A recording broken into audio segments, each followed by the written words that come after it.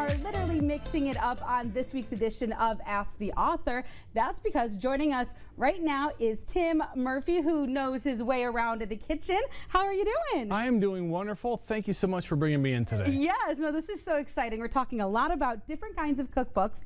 So I have to ask, what inspired you to write your first cookbook, seeing as you have quite a few here, and I know you've written about 80. About 80. It was kind of fluky. Okay. First off, I was a freelance writer, still am, but the markets were drying up. I had to find another avenue. At the same time, a good friend of mine has hunting property near Cadillac, and we were talking about what they bring in for provisions. And he goes, "We got beef jerky and cheese and beer." And I'm like, "Well, what do you do after the first day?" "Well, then we go to the diner." I go, "And that's a 14-mile drive. You have to learn how to cook." Yeah. So I gave him a bunch of recipes, basic stuff guys should know how to make. And I'm like, you know, I got a book started here. So I kept going with it, developed it, and the first book came out in 2012 called Flannel John's Hunting and Fishing Camp Cookbook. And the rest is history. Yeah, and it really is, because you have quite a few. Just to name a few right now, you have On the Road cookbooks, you got the Single Guy cookbook, we got the Spartan Fan Tailgating. Something for everybody. Yes, and it sounds like, you know, you have experience in so many different kinds of writing, but what is the process when it comes to writing a cookbook? Well, for me, it was gathering up recipes. Now, a lot of times I'll do a theme book, like I'll do a bacon book or a hot dog book.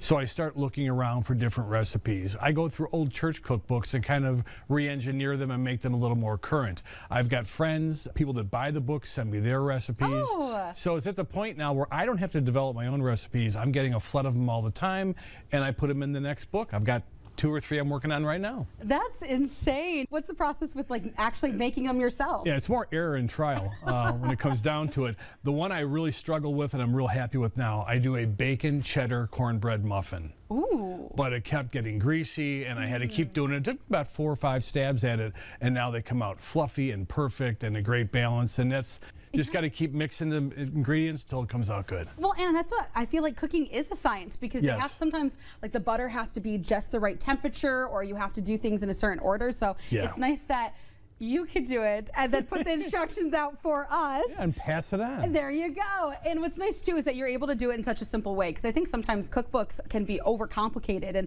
have a lot of steps, and I really like it how you're able to like kind of really break it down for anyone. Well, and I've always said to people, you know, you don't need 32 pieces of pots and pans and 100 ingredients. You can do basic things. All of my recipes are 1 page. The Single Guy cookbook, everything is 6 ingredients or less. Oh, wow. Yeah, that's like the next step up from, you know, popcorn, hot dogs, and toast. You got to be able to step up and do that. Yeah. And I tell people they're simple recipes guys can make quick because we're lazy and we're hungry, and women like them too. Yeah, there you go. I'm letting you say that. I'm not saying a word about how guys cook, I'll tell you that. But that's so exciting, and obviously there's been quite a response from the 80 books and the couple others that you're working on right now. Right. But what do you really hope people do get from your books? Don't be intimidated. People say, "Oh, you're a chef." I'm like, "No, I'm an eater." I mean, look at me. I'm not tiny. I'm not slight, but I enjoy food, and anybody can learn how to cook. It's just a matter of time sometimes. And even then, a lot of these recipes you can do in 20 minutes. It doesn't take a lot of time, but we get so wrapped up in getting other things done. If you got kids, you're running around taking them to soccer practice, whatever. Hey, sit down and make yourself a nice meal that you'll enjoy. And that's really it. And I've got something for everybody, from the rock and roll cookbook, You Cook Me All Night Long, to the bacon cookbook, Man Candy. Yeah, and that's what I love about too. First of all, I love a good theme, but what about for aspiring authors?